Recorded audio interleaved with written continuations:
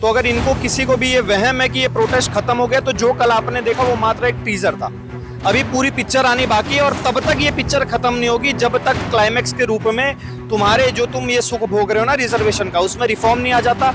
जब तक हमारे गरीब भाई तक उस रिजर्वेशन का लाभ नहीं पहुंच जाता, तब तक ये जंग जारी रहेगी। जिस दिन अपनी अस्मिता को आत्मसात करके सड़कों पे नहीं, इस भारत के हिंदुस्तान के गलियारों पे निकलेगी, इन गीदड़ टाइप के लोगों को घर में रुकने की जगह नहीं पड़ेगी। कि समाज के बांटने का काम मत करिए मोदी जी। ये समाज आपको गद्दी पे बैठाए हैं, हम आपको धमकी नहीं दे रहे हैं। पहली बात तो हमारा अधिकार, हमारा औकात नहीं कि आपको धमकी दे देंगे, पर हाँ हम बताएंगे जरूर, विरोध जरूर करेंगे कि आप समाज को बांटने वाला काम कर रहे हैं। पत्रकार महोदय, मैं हमेशा ढूंढता हूँ ऐसे लोगों को, या तो मेरी फूटी किस्मत कह लो या उनकी अच्छी किस्मत कह लो कि मेरे सामने कोई ऐसा बंदा नहीं आता।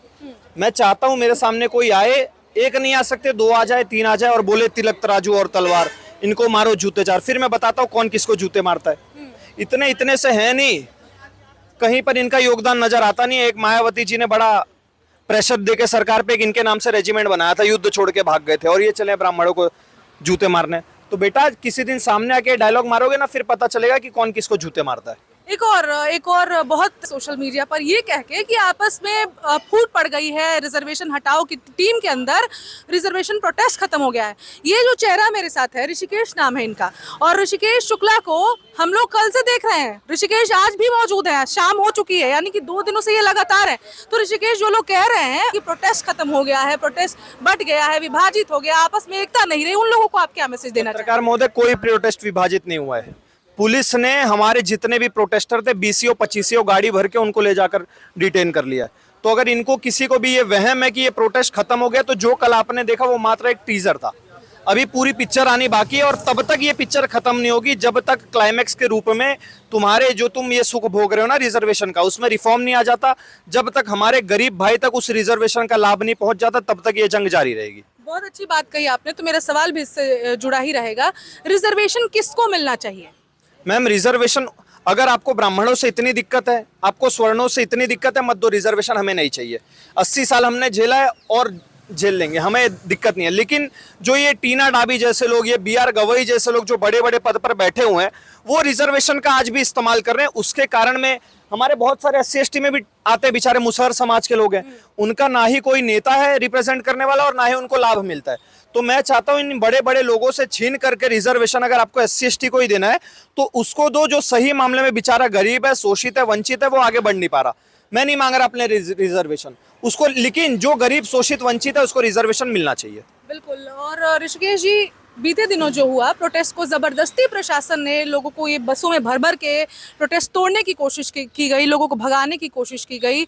और अभी कुछ दिनों पहले ये कॉकरोचों का जो प्रोटेस्ट हुआ था उसको भर भर के समर्थन ही हुआ ना, जब आप 1 महीने तक उन्हें बैठने दे रहे हो। तो प्रशासन की इस दोहरी नीति पर आप क्या कहेंगे? पत्रकार महोदय, हमारे प्रोटेस्ट में बहुत दिक्कतें थी। पहली बात तो हमने भारत माता को गाली नहीं दी, सबसे बड़ी दिक्कत। प्रधानमंत्री मोदी जी की माँ को गाली नहीं दी जिससे वो विक्टिम कार्ड खेल पाए। तीसरी बात, हमने राम भगवान का अपमान नहीं किया। चौथी बात, हमने आर्मी के ऊपर अटैक नहीं किया, दिल्ली पुलिस पर अटैक नहीं किया, उनको गंदी गंदी गालियां नहीं बकी।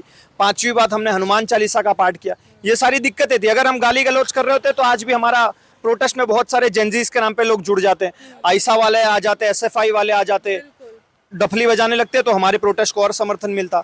लेकिन अगर आपको ये लग रहा है कि ये सब हमें बल प्रयोग करके आपने हटा लिया, तो भैया हनुमान चालीसा का असर था जो दानव दैत्य हिलने लगे। तो दानव दैत्य का इलाज भी वही हनुमान जी करेंगे, आप इंतजार करिए। वो तो कल ट्रेलर दिखाया, अभी पूरी पिक्चर बहुत जल्दी आपको दिखने मिलेगी 2-3 दिन के अंदर। जेनजी के नाम पर इस देश को जिस तरीके से बदनाम किया गया, मुझे लगता है ऋषिकेश आप भी जेनजी ही होंगे। बिल्कुल जेनजी हूँ। है।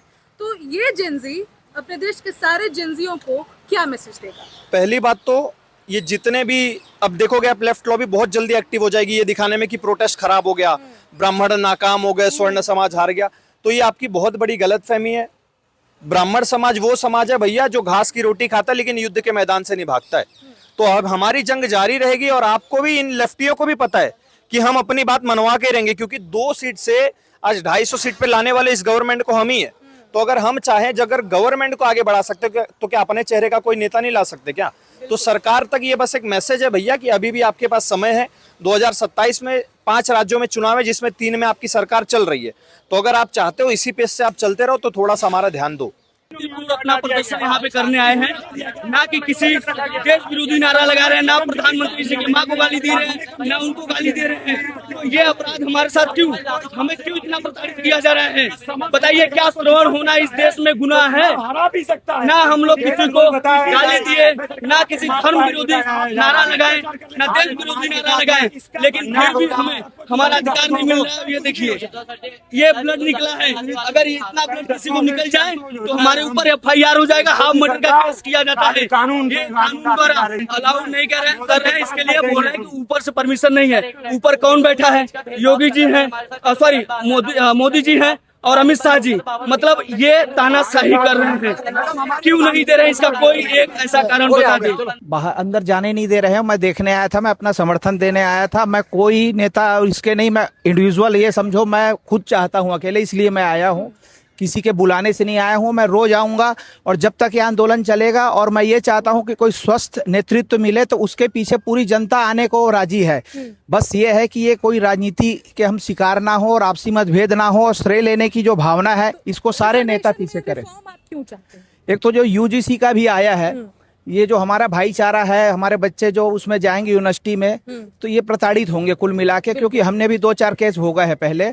और जो रिजर्वेशन है, तो इसमें रिजर्वेशन हम ये चाहते हैं कि जो उसमें अच्छे शेड्यूल कास्ट में भी जो मलाईदार, जो पैसे वाले आदमी है, वही इसका फायदा ले पाते हैं। जो गरीब है, आज भी उनकी स्थिति वैसे ही है। 75 साल में गवर्नमेंट अपना वो देख ले कि कौन ऊपर आए हैं, कौन नीचे आए हैं। और इसके वजह से जो ST/SC एक्ट है, इसमें जो 99% ये फर्जी केस लगाया जाता है केवल पैसे के लिए। और ऐसी कई मुद्दे हैं जिसके लिए हम यहाँ आए हैं। क्यों संशोधन जरूरी है, आप सब भी सुन रहे हैं।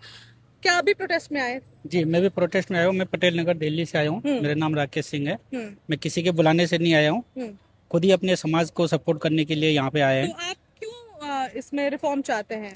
रिफॉर्म चाहते हैं कि देखिए, हमारे साथ में जो भी ऊंच नीच हो रहा है, हम चाहते हैं कि जिसको एक बार जिसने आरक्षण ले लिया है, उसके नेक्स्ट पीढ़ी को भी क्यों मिले। एक ही परिवार 3-4 पीढ़ी से आरक्षण ले रहा है, और उन्हीं के समाज के एक परिवार ऐसा है जिसको कंटिन्यू दबाया जा रहा है, उसको खुद आरक्षण नहीं मिला है।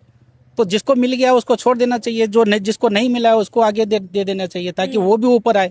एक ऊपर चढ़े जा रहे हैं और एक नीचे को चले जा रहे हैं, तो रिफॉर्म होना बहुत जरूरी है। कितनी सही बात कही है यहाँ पर कि जो पीढ़ी दर पीढ़ी से आरक्षण ले रहा है, और अगर वो अभी भी समानता की लेवल पर नहीं पहुंच पाया, क्योंकि हमने उनकी तो रीढ़ की हड्डी ही तोड़ी जा रही है। आपके प्लेट में अगर बिना मेहनत के सब कुछ सजा कर रख दिया जाएगा, तो आपको तो आदत हो जाएगी मुफ्त की बैठकर खाने की। तो कहीं ना कहीं ये आरक्षण भी यही कर रहा है, और इसलिए इसमें रिफॉर्म की जरूरत है, क्योंकि जिनको जरूरत है उन तक तो ये नहीं पहुंच पा रहा है। और यही चीज छूट गए हैं उनको ऊपर लाया जाए, जिनको मिल चुका है उनको छोड़ देना चाहिए। और इसमें रिफॉर्म्स में ये सब भी जो बुद्धिजीवी लोग हैं उनको बैठकर सोचना चाहिए कि कितने टर्म तक रखना होता है, कब छोड़ना होता है, किस लेवल के लोगों को। और बाकी जो भी सवर्ण समाज के लोग हैं, सब यही चाहते हैं कि जो एक बार बात उठी है तो इसको आगे लेकर चले जाएं, क्योंकि बार बार ये ऐसी आवाज उठती नहीं है। एक बार उठी है तो इसको एंड तक लेके चले जाएं। बहुत सारे प्रोटेस्ट में, बहुत सारे कहना सही नहीं होगा, अभी कुछ दिनों पहले यही जंतर मंतर पर एक प्रोटेस्ट हो रहा था, जिसमें एक नारा बहुत बार बार सामने आ रहा था, तिलक तराजू और तलवार, इनको मारो जूते 4। पहले तो ये जो लोग स्लोगन्स उठाते हैं, तिलक तराजू तलवार जूते 4, इनके बारे में आप क्या कहना चाहेंगे? अब उनके बारे में कहें ही क्या, अबोध हैं, बालक हैं और अज्ञानता बस बोलते हैं। ये तिलक, ये तराजू, ये तलवार, ये तीनों हिंदुस्तान की वो भाल हैं जिसके ऊपर पूरा हिंदुस्तान टिका है। तिलक सनातन संस्कृति सभ्यता का सबसे बड़ा संवाहक है। सर्वे भवन्ति सुखनि सर्वे सन्तु निरामया सर्वे भद्राणि सर्वे भद्राणि मा पश्यन्तु मा भवेत्। तो ये तिलक है जो कहती है कि सब में सुख होगा तो मेरा स्वार्थ होगा। सर्वे भद्राणि पश्यन्तु मा कश्चित् दुर्भाग्येत्। सब सुखी होंगे, सब संपन्न होंगे तो उसमें मेरा कल्याण होगा। ये तिलक जो समाज को, देश को, संस्कृति को, सभ्यता को, कल्चर को समृद्ध बनाती है, अगर उसको जूते मारने की बात कर रहे हैं तो नादान है, अबोध है, अज्ञानी है। मैं उनके बारे में क्या ही टिप्पणी करूं। विडंबना ये है सर कि जिनको हम नादान अज्ञान कह रहे हैं ना, ये देश की सबसे बड़ी यूनिवर्सिटी के सबसे बड़े डिग्री होल्डर्स हैं।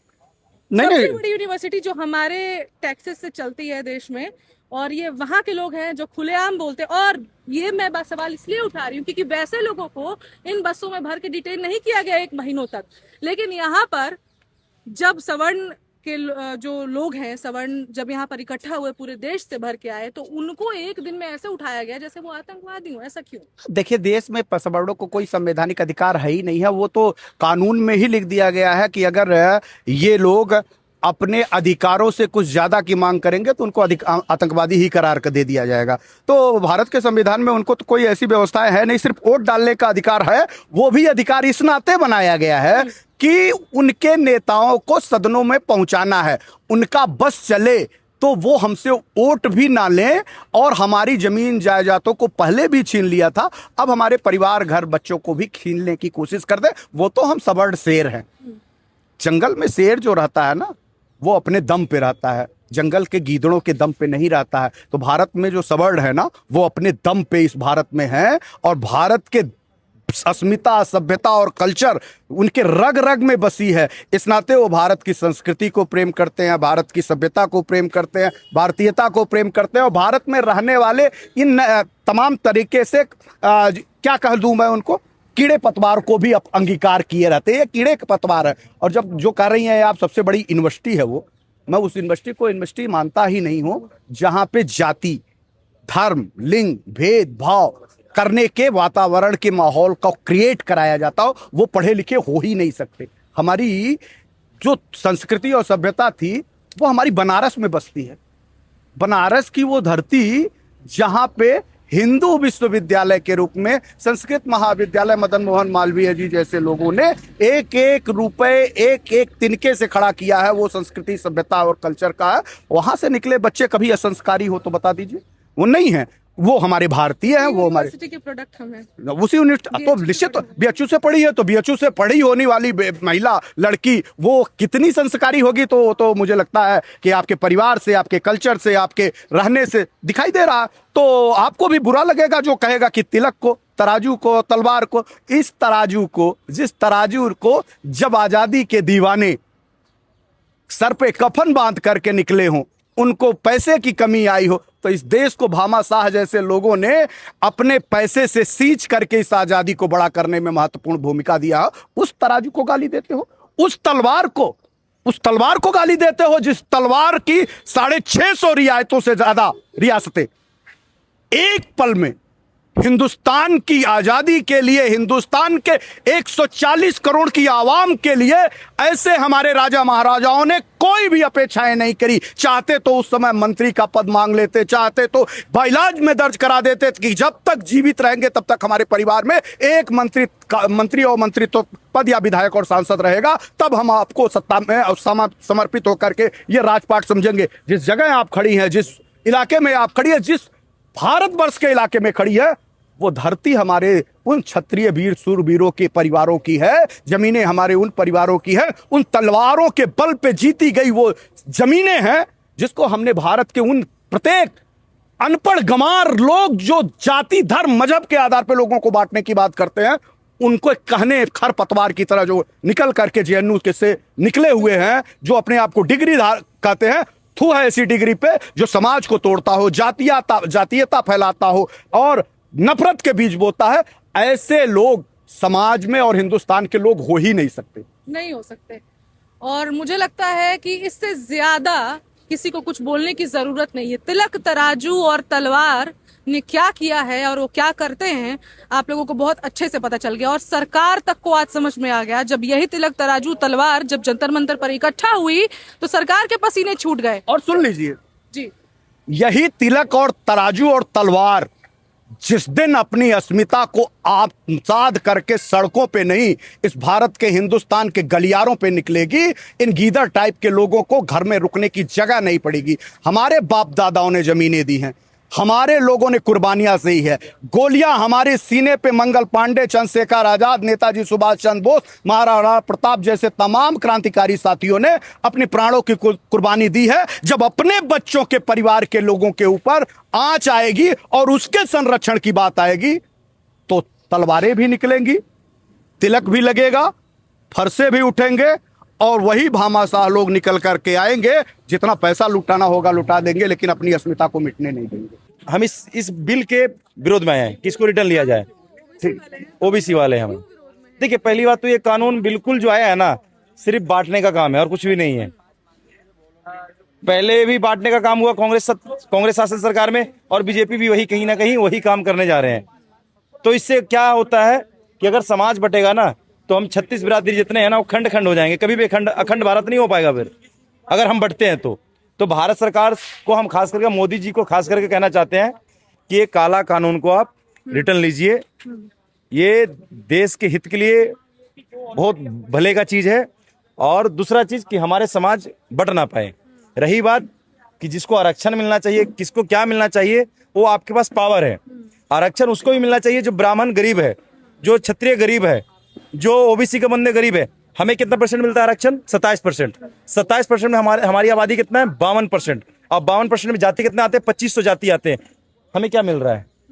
बिल्कुल। हमें तो फिर तो अगर बहुत अच्छी बात आप समझा रहे हैं कि अगर लोगों को लगता है कि रिजर्वेशन से जो फायदा नुकसान सिर्फ जनरल वालों और को है, तो आप बिल्कुल, मैं कहना चाहता हूं कि सबसे ज्यादा अगर लॉलीपॉप पकड़ाया गया है तो ओबीसी व्यक्ति को पकड़ाया गया है, क्योंकि हमें आरक्षण कितना मिल रहा है? 27%। हमारी आबादी कितना है? भारत का पूरा आधा, 52%। और 52% में जाति कितना आते हैं? 2500 से ऊपर आते हैं। तो हमें क्या मिल रहा है? कुछ भी नहीं मिल रहा है। तो हमें इस आरक्षण को चाहिए क्यों? खत्म कर दो। हमारा जो 27% आरक्षण है, हमें नहीं चाहिए भारत सरकार से, ना हमें कांग्रेस सरकार से चाहिए, ना हमें बीजेपी सरकार से चाहिए। बिल्कुल खत्म करिए। रही बात कि समाज के बांटने का काम मत करिए मोदी जी। ये समाज आपको गद्दी पे बैठाए हैं, हम आपको धमकी नहीं दे रहे हैं। पहली बात तो हमारा औकात नहीं कि आपको धमकी दे देंगे, पर हाँ, हम बताएंगे जरूर, विरोध जरूर करेंगे कि आप समाज को बांटने वाला काम कर रहे हैं। आपने सब काम किया, हम आपके साथ खड़े हुए, पर ये काम जो हो रहा है ये बिल्कुल गलत हो रहा है। हमारे ब्राह्मण भाई के साथ, हमारे राजपूत भाई के साथ, हमारे बनिया भाई के साथ बिल्कुल गलत हो रहा है। क्योंकि गरीबी हर जाति में है, गरीबी हर जाति में है। भगवान कृष्ण का मित्र थे सुदामा, क्या वो गरीब नहीं थे? क्या ब्राह्मण थे वो? तो गरीबी तो हर जाति में है, अमीरी हर जाति में है। तो सिर्फ इस चीज का लाभ मिलना चाहिए कि जो एक बार आरक्षण का फायदा उठा लिया है उसको ना मिले, उसके घर वाले को ना मिले। अगर आरक्षण देना है ना तो उसके घर वाला का ना मिले। अभी हमारे 3-4 सीटें मेरे नजर में ऐसा है, जैसे चिराग पासवान जी हैं, जीताराम मांझी जी हैं, और ये चंद्रशेखर रावण जी हैं। ये रिजर्व सीट पे चुनाव लड़ते हैं। इनको लड़ना चाहिए ना, जनरल सीट पे लड़ लीजिए, ओबीसी सीट पे लड़ लीजिए, नहीं लड़ते हैं। आप उनको मौका दीजिए ना, जो गरीब व्यक्ति हैं, आप ही के समाज के जो गरीब हैं, आप उनको मौका दे दीजिए। नहीं देंगे मौका ये, क्योंकि ऑलरेडी रामविलास पासवान जी सत्ता में रहे हैं, कांग्रेस के साथ भी और बीजेपी के साथ भी। अब इनको आरक्षण की क्या जरूरत है? जीताराम मांझी नीतीश कुमार जी के साथ भी रहे हैं, मोदी जी के साथ भी रहे हैं, तो इनको आरक्षण की क्या जरूरत है? इनको जो बात अभी, आपका नाम? मेरा मुकेश ठाकुर नाम होगा। मुकेश ठाकुर। पर हम ओबीसी में आते हैं। अच्छा, ठाकुर समझ के लोग कंफ्यूज हो जाएंगे। ठाकुर, देखिए, इस देश में क्या है ना, पहली बात तो हर स्टेट के अलग अलग लगा हुआ है। यूपी में आइएगा तो अति पिछड़ा में हमें डाल दिया गया है। बिहार में हम ओबीसी में आते हैं, ठाकुर है, बिहार में ओबीसी में आते हैं, और यूपी में अति पिछड़ा में आते नाई हैं। वाले ठाकुर हैं आप? नाई वाला नहीं, सम्राट धनानंद वाले ठाकुर हैं। अच्छा, ठीक है, ये नाई वाला शब्द तो मुगल वाले, हमें मुगल वाला टेक हमें मत दीजिए। हाँ, बिल्कुल। हम सम्राट धनानंद वाले हैं। धनानंद वाले। बाकी उस टाइम भी ताकतवर राजा थे वो, बिल्कुल। मगध को संभाल के रखे, और मगध दिए चंद्रगुप्त मौर्य के हाथ में। चंद्रगुप्त मौर्य के हाथ से गया अशोक सम्राट के हाथ में। पर अगर सम्राट धनानंद सिकंदर से भिड़ गए थे, जो बाहर से आया था भारत में राज करने के लिए, उससे भी जाके लड़ लिए। अगर धनानंद सिर्फ गुरु का अपमान नहीं करते ना, तो उनसे महान राजा पूरा ब्रह्मांड में कोई नहीं था। अब आप गुरु सुनिए, का अपमान नहीं होना चाहिए। और गुरु किसी जाति का भी हो सकता है, किसी धर्म की भी हो सकता है। गुरु गुरु है। तो मोदी जी, मैं कह रहा हूं कि ब्राह्मण समाज के लोग जो जितना शिक्षा देते हैं, ये गुरु है, इनका अपमान मत करिए। चलिए, ब्राह्मण समाज, क्षत्रिय समाज, सवर्ण और ओबीसी, एससी, एसटी एक तरफ है, भाई ने जो सबसे अच्छी बात कही कि रिजर्वेशन के हकदारों को रिजर्वेशन मिलना चाहिए, कहने का मतलब है कि एससी, एसटी, ओबीसी इनके जो कम्युनिटी है उसमें रिजर्व, जैसे कि चिराग पासवान जी का उदाहरण दिया, जीतन राम मांझी जी का उदाहरण दिया, तो क्या उन लोगों को रिजर्वेशन की जरूरत है? बोलना नहीं चाहिए, इनका सीट बिल्कुल रिजर्व है, इनके अलावा कोई चुनाव लड़ ही नहीं सकता है। बिल्कुल। तो अपने ये लोग जो है ना, अपने ही जो इन्फ्लुएंस्ड लोग हैं उस कम्युनिटी के, अपने ही कास्ट वालों लोगों का हक मार रहे हैं, और उनको अगर कोई उठाएगा भी तो यही तिलक तराजू तलवार ही उठाएगा एक ना एक दिन। तो ये सब ना जातिवाद आप लोग करना बंद कीजिए, रिजर्वेशन हक जिसको जरूरत है उसको मिलना चाहिए। हमारे एक एमएलसी बने हमारे जाति का, अभी बीजेपी सरकार में पटना बिहार से एमएलसी बने हैं, उनका शायद नाम ये क्या अनिल ठाकुर नाम है उनका। उनका सीट बिल्कुल रिजर्व है, बाकी उनको सत्ता में आना था, उनको एमएलसी को उनको चुनाव लड़ना पड़ा है। ये दुर्भाग्य है हमारा ओबीसी समाज का। अब क्या बोल सकते हैं आपको। Subscribe to One India and never miss an update. Download the One India app now.